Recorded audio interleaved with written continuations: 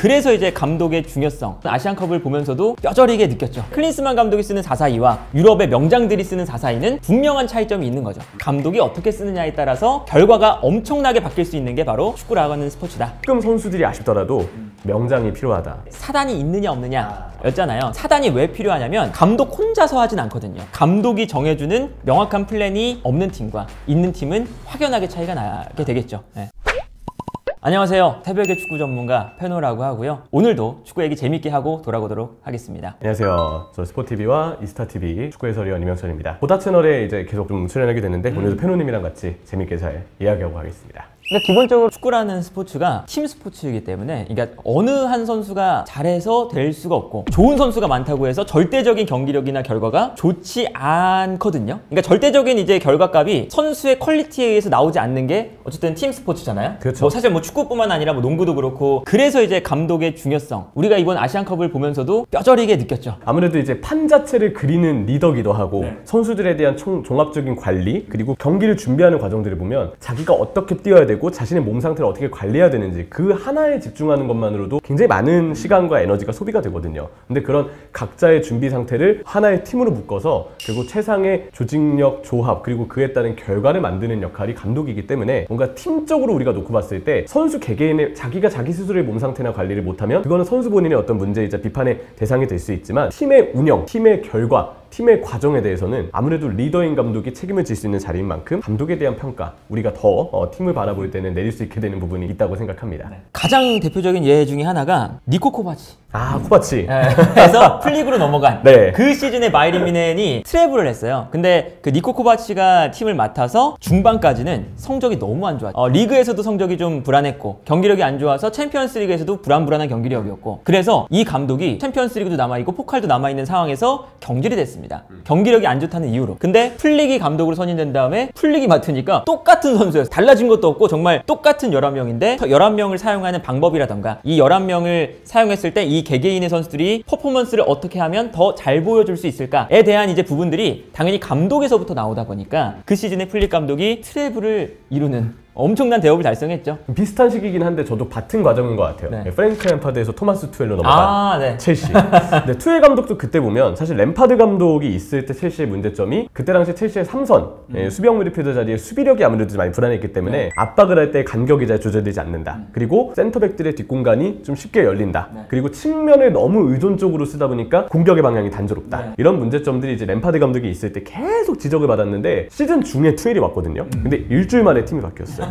일단 뭐 기본 플랜이 백스리로 바뀐 거는 있지만 백스리로 그냥 포메이션만 바꾼 것이 아니고 수비할 때 센터백 3명이나 있기 때문에 그 중에 한 명은 올라가서 수비하는 게 가능해지잖아요. 그 한 명이 올라옴으로써 미드필더의 약점을 최소화해주는 전진 수비, 스토퍼의 전진 수비라고 하죠. 그 과정에서 안토니오 리디거가 투엘 감독 체제에서는 확고한 주전이자 첼시의 에이스로 이제 발돋움을 하게 되고요. 또 하나는 역시 이제 빌드업을 할 때 3-2-4-1이잖아요. 뭐 3-4-2-1로도 볼 수 있는데 2명의 중앙 미드필더와 그 위쪽에 2명의 공격형 미드필더.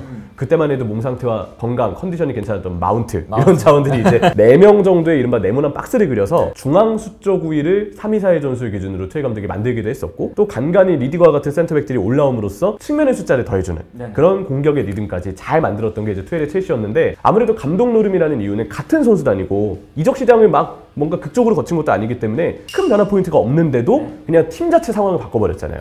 그런 부분에서 저는 투엘 감독이 참 그 감독 노름의 사례를 이때만 해도 잘 증명했다고 봅니다. 그래서 뭐 우리 국가대표팀 얘기를 해도 사실 똑같이 적용이 될 수가 있어요. 뭐 예를 들면 우리 아시안컵에서 클린스만 감독이 사용했던 4-4-2라는 전술이잖아요. 근데 이 4-4-2라는 포메이션이 어떤 감독들은 이런 얘기도 하죠. 포메이션은 정말 숫자 노름일 뿐이다. 이 4-4-2라는 포메이션이 나쁜 포메이션이 아니거든요. 절대. 그런데 클린스만 감독이 쓰는 4-4-2와 유럽의 명장들이 쓰는 4-4-2는 분명한 차이점이 있는 거죠. 그러니까 뭐 예를 들면 우리 클린스만 감독 체제에서의 가장 큰 문제가 4-4-2를 쓰니까 공격수 2명에 측면 공격수 2명 이러면 미드필더가 2명밖에 남지 않지 않느냐. 그래서 미드필더의 선수 숫자가 부족하다. 그쵸. 황인범이라던가 이런 선수들이 실수도 많아지고 그게 문제였잖아요. 그런데 예를 들면 뭐 시메오네 감독의 4-4-2라던가 뭐 최근에 프리미어리그에서 가장 핫한 팀인 아스톤빌라의 4-4-2 같은 경우에는 똑같은 4-4-2지만 좌우 측면인 선수들이 중앙 미드필더에 가까운 선수들을 배치해서 안쪽으로 들어오면 이 문제가 해결이 되는 거거든요. 그렇죠. 그러니까 똑같은 선수, 똑같은 전형을 사용해도 감독이 어떻게 쓰느냐에 따라서 결과가 엄청나게 바뀔 수 있는 게 바로 축구라고 하는 스포츠다. 물론 이제 감독의 역할이 엄청나게 크지만 뭐 감독들이 늘 말하는 게 그거잖아요. 전술은 내가 이렇게 다 짜는데 어쨌든 이걸 실행하는 사람은 선수다. 그렇죠. 에. 그리고 결국 그 점수판이 중요하잖아요. 여기서 네. 점수판을 하나하나 우겨주는 거는 선수거든요. 그 그쵸. 결정력, 선수. 결국 골 넣는 거 선수기 때문에요. 사우디아라비아전이라든가 호주전에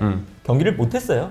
경기를 못하고 많이 단조를 먹고. 호주랑 사우디아라비아에게 질만한 경기였죠 사실은. 그런데 정말 극적인 골 한 방, 정말 극적인 뭐 손흥민 프리킥 한 방, 이걸로 사실은 이긴 거기 때문에, 그러니까 호주에 만약에 손흥민 같은 선수가 한 명 있었다, 만약에 사우디아라비아에 손흥민 같은 선수가 한 명 있었다, 그러면 우리가 졌겠죠. 아무래도 그러지 않았을까. 네, 뭐 그런 부분들이 감독이 이 경기에 영향력을 많이 끼치긴 하지만 선수가 결과를 바꾸는 경우도 당연히 존재한다. 우리가 이제 클린스만 감독에 대한 이야기가 나와서도 그렇지만 항상 이 본선에서 우리가 문제가 되었던 거는 결국 간격이었어요. 그쵸. 그러니까 네. 사우디전의 경우는 뭐 이 등번호는 그냥 신경 네. 쓰지 않고 벤치하다고 봤을 때 아예 그냥 3백을 들고 나왔었잖아요. 그래서 약간 3-4-2-1 같은 느낌, 3-4-3 같은 느낌이었는데, 우리가 아까 투엘 감독 예시로 들 때도 투엘 감독도 사실 이러한 전형인데 투엘은 그쵸. 두 명의 공격형 미드필더를 그때 첼시 시절에 배치를 함으로써 이렇게 네모난 박스가 나오면서 중앙에 수적을 만들었다는 이야기를 했었잖아요. 근데 우리 대표팀의 그때 백스리는 사우디의 공격을 막기 위해서 백4로 막았을 시에는 사이사이 공간이 더 벌어지게 되기 때문에 한 명을 더 늘려서 상대의 5명의 전방 침투를 막겠다. 그런 의도의 백3에만 좀 그쳤다고 생각이 돼요. 그렇죠. 문제는 그 과정에서 우리가 압박을 할 때 위쪽의 선수들은 다 압박을 하는데 막상 아래로 내려가 있는 수비, 압박하는 선수들, 이 사이 공간은 아예 비워놓다 보니까 중앙 미드필더들이 커버해야 되는 범위가 측면도 가야 되고 중앙도 가야 되고 너무 많아졌다는 게 우리가 사우디전 그리고 아시안컵 전체에서 드러났던 문제점이었고요. 꼭 이제 사우디전이 아닌 그냥 일반적인 전술로만 놓고 봐도 우리가 빌드업을 할 때 풀백들은 프라임 지점에서 이제 측면 자원들을 보조하기 위해서 좀 들어가 있고, 나머지 중앙 미드필더들은 윙포워드와 중앙 공격수의 사이 공간에 들어가기 위해서 이렇게 안쪽 공간에 자리 잡는 경우들이 많았죠. 문제는 우리가 또 기초 빌드업, 후방 빌드업을 할 때 이 자리에 이 선수만 덩그러니 내려놨다는 거예요. 그렇죠. 남겨놨기 때문에 상대도 가만히 있지 않잖아요. 압박을 하지 않습니까? 그럼 이 선수 입장에서 둘러싸였을 때 앞을 바라보고 패스를 뿌리는 게 쉽지 않을 수밖에 없어요. 이쪽의 선수가 실수를 한 것도 문제지만 한편으로는 그 선수가 실수해서 자유로워지도록 전술적으로 보조하는 움직임에 우리는 너무나도 전무했다. 그러다 보니까 위쪽의 자원이 한 명 내려와서 풀어줘야 되는데 이게 약속된 움직임이 아니다 보니까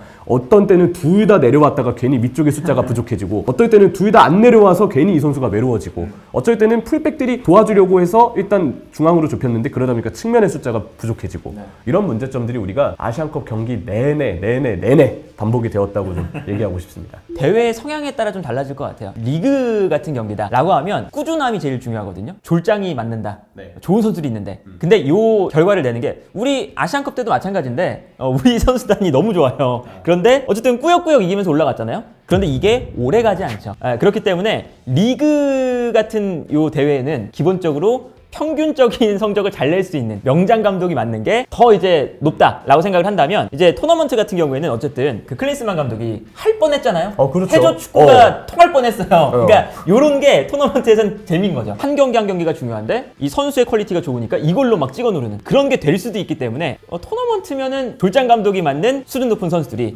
평범한 선수들을 맞는 이제 명장 감독보다 성적을 더 잘 낼 수도 있다. 저는 이게 그냥 제 주관적인 선택인데, 축구 경기를 볼 때 수준급의 선수가 늘 필요하다라고 보는 입장이었어요. 네. 제가 응원하는 팀 리버풀은 특히 그거를 진짜 뼈저리게 느꼈거든요. 네. 수준급의 선수가 클럽에 오기 전까지 너무 부족해서 얼마나 팀이 엉망진창이 됐는지 경험했기 때문인지 모르겠지만, 저는 늘 축구는 결국 이기려면 골을 넣어야 되고 이기게 하는, 골 넣는 거는 결국 감독이 아니고 선수다. 네. 그렇기 때문에 선수가 무조건 필요하다. 네. 수준급의 선수와 조금 애매한 감독이면 좋겠다라고 봤거든요. 근데 클럽이 오면서 팀이 바뀌는 걸 봤고, 그리고 그때까지만 해도 그래도 수준급의 선수가 더 필요하지라고 보는 입장이었는데, 이번 아시안컵을 보면서 내가 여전히 축구에 대해서 더 배울 게 있구나 라는 걸 느꼈습니다. 이번 대회를 보고 제가 느낀 거는요, 조금 선수들이 아쉽더라도 명장이 필요하다. 그래서 저는 원래는 수준급 선수의 졸장이었다면 지금은 다소 평범한 선수일지라도 명장이 필요하다. 제 가치관은 완전히 바뀐 것 같습니다. 감독이 전체적인 틀을 짜게 되죠. 우리가 감독을 얘기할 때, 특히나 우리 국가대표팀 얘기를 할 때 최근에 화제가 됐던 게 사단이 있느냐 없느냐 였잖아요. 그 사단이 왜 필요하냐면 감독 혼자서 하진 않거든요. 감독이 가지고 있는 그런 역량과 흐름을 같이 공유할 수 있는 코치들이 있어야, 뭐 공격 코치, 수비 코치, 골키퍼 코치, 이 코치들이 각 분야를 맡아서 우리의 감독이 추구하는 축구가 잘 이루어질 수 있게 골키퍼부터 공격, 혹은 뭐 수비에서 내려가는 수비에서 공격으로 전환되는 전환 과정, 이런 것들을 다 다 이제 세부적으로 이 코치들이 잘 선수들에게 주입을 시키는 거죠. 그러니까 이 사단이 있다는 거, 그리고 이제 이 감독을 중심으로 이 팀 전체가 감독의 생각대로 움직일 수 있게 만드는 그 힘이 있느냐 없느냐 이건데, 이제 어쨌든 이 선수들이 감독이 어떻게 뛰어라, 이 약속된 플레이가 있다 라는 것 자체가 경기장에 들어갔을 때는 정말 뭐 차원이 다르거든요. 이게 아무래도 연습을 해보고 들어가는 것과 그냥 아무런 계획 없이 들어가는 것과는 우리가 뭐 축구뿐만 아니라 여러 가지 일들에서도 너무나도 중요한 거잖아요. 그렇기 때문에 선수들이 감독이 정해주는 명확한 플랜이 없는 팀과 있는 팀은 확연하게 차이가 나게 되겠죠. 네. 저도 이제 아무래도 저는 진짜 선수 출신은 아니기 때문에 뭔가 훈련이나 이런 때 어떻게 코칭이 일어나는지까지는 확실하게 설명을 하기 좀 어려운 것 같아요. 그 부분에 대한 지식은 좀 부족한 편이어서. 근데 다만 저도 제가 아는 선에서 얘기 드릴 수 있는 거는 사단이 필요하다. 왜냐면 결국 팀적인 분위기를 봤을 때 코치의 지시가 있을 것이고 감독의 지시가 있을 것이고 그들이 모두 공통된 뭔가 철학을 갖고 있어야 팀 선수들에게, 그리고 전체적인 조직에서 우리가 어떤 식으로 뛰어야 되고 내가 이 조직에 어떤 재료로서 쓰이는구나, 그런 그림을 명확하게 그릴 수 있을 거라고 좀 보거든요. 근데 그런 면에서 감독도 감독이지만 코치의 역할 또한 중요하다. 그래서 한편으로는 감독이 정말 말 그대로 멘탈을 잡아주고 코치가 그럴 때 전술 코칭을 해줌으로써 전술적인 아이디어나 지시는 코치가 내리고 감독은 선수들의 총합적인 관리 혹은 뭔가의 동기부여, 선수에 대한 관리, 이런 부분에 좀 집중하는 경우들도 제법 있습니다. 다만 뭔가 팀이 제대로 기능되지 않을 때는 이 사단의 능력 자체도 전체적으로 떨어진다라고 우리가 의심을 해봐야 되지 않을까. 아까 말씀드렸던 전술적인 부분을 기대할 수 있는 코치조차도 무언가가 잘 제대로 이루어지거나 준비가 되지 않았기 때문에 팀 전체적으로는 어떤 축구를 하게 되는지, 어떤 지시가 내려지는지를 명확하게 경기장에서 못 보여주는 것이 아닌가, 그렇게 좀 생각을 하게 됩니다. 이게 포메이션의 차이라기보다 포메이션을 어떻게 활용하느냐의 차이인 것 같아요. 4-4-2를 똑같이 써도 어떻게 활용하느냐에 따라 달라지는 거고, 그러니까 4-4-2를 수비적으로 쓰느냐 아니면 공격적으로 쓰느냐, 뭐 4-4-2를 써도 사실은 뭐 수비수 한 명이 똑같이 포백이지만 한 명이 가운데로 들어오면서 경기 중에 3백으로 바뀌느냐, 아니면 뭐 둘 다 올라가서 2명만 남느냐, 이런 거에 따라서 정말 여러 가지가 달라지기 때문에 포메이션 경기 시작할 때 뜰 때 4-4-2냐, 네. 이거는 4-3-3이냐, 4-2-3-1이냐 뭐 이런 이야기를 하지만 결국에는 사실은 포메이션은 정말 숫자 노름이고, 경기에 이제 인게임에서 봤을 때 아, 선수들이 이렇게 움직이는구나, 이런 포지셔닝을 잡는구나, 이게 더 중요하지 않을까. 똑같은 4-4-2라고 하지만 저는 그 예시를 좀 드릴게요. 예를 들어서 백4로 우리가 팀이 출발을 한다고 하더라도 보통 변형 백3를 쓰면서 왼쪽 풀백이 폭을 벌리고 왼쪽 윙은 가운데로 들어오고, 반대로 오른쪽 풀백은 뒤에 배치됨으로써 오른쪽 윙은 이제 넓게 벌리고, 비대칭적으로 이렇게 운영이 되는 경우들도 제법 있거든요. 이런 예시를 좀 봤을 때 똑같은 풀백인데 한 선수는 올라가 있고 한 선수는 내려가 있습니다. 근데 수비할 때는 이 선수가 풀백 자리를 내려오기 때문에 실제 백4 기반의 포메이션이 맞아요. 우리가 보통 포메이션을 이야기할 때는 아무래도 수비 대형에서의 잘 짜여진 이 조직, 그 대형을 보고 이제 숫자를 알게 하기 때문에 이렇게만 봤을 때는 4-4-2가 맞는데, 공격을 할 때 아까 말씀드렸던 것처럼 풀백이 올라옴으로써 순간적으로 이선의 숫자를 늘리는 구조가 나온다면 이거는 왼쪽 풀백이지만 거의 윙의 역할을 소화한다고 그렇죠. 봐야 되거든요. 저는 그래서 통상적으로 얘기하는 포메이션은 거의 높은 확률로 수비 대형에서의 조직이 어떤지를 설명하는 경우가 많다. 다만 공격의 경우는 보다도 유연성이 이제 선수들에게 부여가 되기 때문에 각각의 포지션에서도 이른바 포지션이 파괴되고 그 위치를 벗어나서 더 많은 역할을 수행하는 경우들이 발생을 하기 때문에 오히려 통상적인 포메이션은 거의 수비 대형을 설명하는 경우가 많다.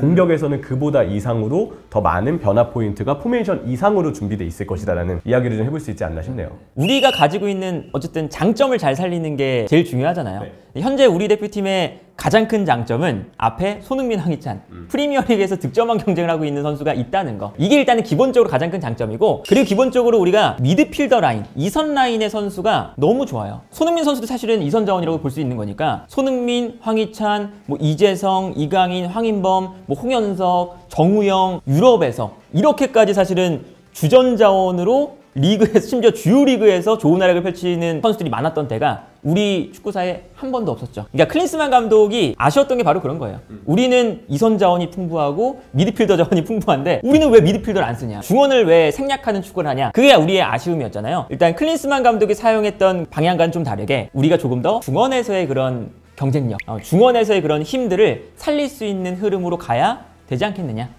제가 생각하는 우리 대표팀이 이런 그림을 좀 그려봤으면 좋겠다라는 생각은 이론적으로 갖고 있는 아이디어는 있어요.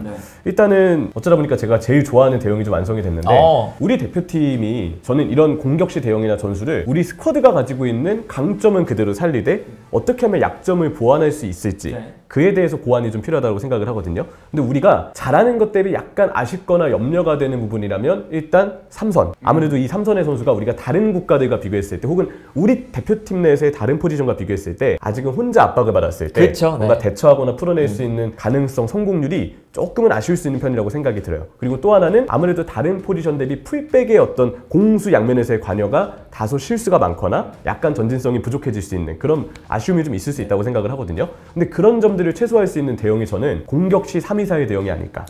네, 그리고 이렇게 봤을 때 저는 풀백 한 명을 웬만하면 번갈아 가면서 올릴 수 있는 대형의 3-2-4-1이 됐으면 좋겠다는 생각이 들어요. 리버풀인데요?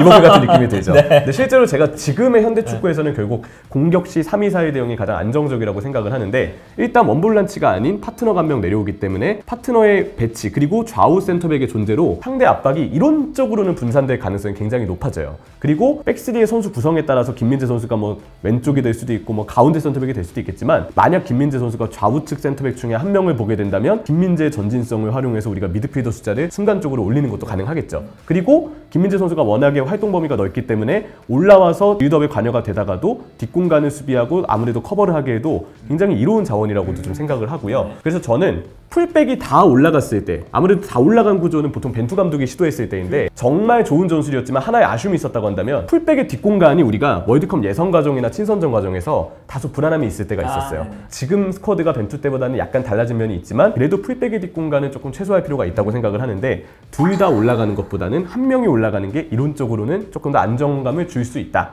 그리고 아무래도 한 명만 미드필더에 배치되는 것보다는 벤투 감독 때 그랬던 것처럼 미드필더가 둘 이상의 중앙에 그래도 기본적으로 배치가 되면서 상대 압박이 좌우 센터백까지 함께 포함을 해서 분산될 수 있는 효과를 낳는다면 수비 안정감도 조금 더 좋아지고 공격에서도 우리가 불안점을 좀 해소하는 그런 점에서 특히 공격진의 파괴력까지 우리가 그대로 살릴 수 있는 이론적으로는 딱 이 대형이 가장 우리에게 괜찮지 않을까 생각을 하는데 이게 워낙 기본적인 대형이라 누구나 생각하고 누구나 얘기할 수 있는 대형이 아닌가라고 좀 보고는 있습니다. 네, 두 국가 이렇게 이야기를 해줬을 때 딱 떠오른 게 저는 게으름이었어요. 앞서 말씀드렸듯 감독이 입력과 출력을 아무리 잘한다고 해도 예를 들어 컴퓨터가 뭐 입력과 출력을 하드웨어가 한다고 봤을 때 안쪽에서 부품들, 소프트웨어들, 프로그램들 이 프로그램들이 잘 코딩이 되어 있어야 되는 거 아니겠어요? 결국 이제 이 재료들이 내가 열심히 해야 되겠다. 내가 여기서 가치를 증명해 봐야 되겠다. 감독님의 지시에 따라서 내가 열심히 뛰어야 되겠다. 그런 마음가짐이 있으면 그때 그 감독의 전술 입력 능력과 구현 능력, 출력 능력이 온전히 필드에서 발휘되는 거라고 생각을 합니다. 아무리 감독이 벤치에서 지시를 내리고 하더라도 선수들이 뭔가 여기서 내가 더 동기부여를 느끼고 열심히 뛰겠다는 마음이 없다면 그리고 그로 인해서 조금이라도 조직의 흐트러짐이 발생한다면 그 팀을 기능할 수 없게 되는 거죠. 근데 중국과 사우디는 둘 다 공통점이 자국 선수의 기량 대비 어쩌면 너무 많은 돈을 받고 있는 걸 수도 있어요. 중국 언론에서는 실제로 자국 선수들에게 그런 비판을 많이 하는데 제 생각에는 그런 안일한 마음들이 계속 선수들에게 깔려 있기 때문에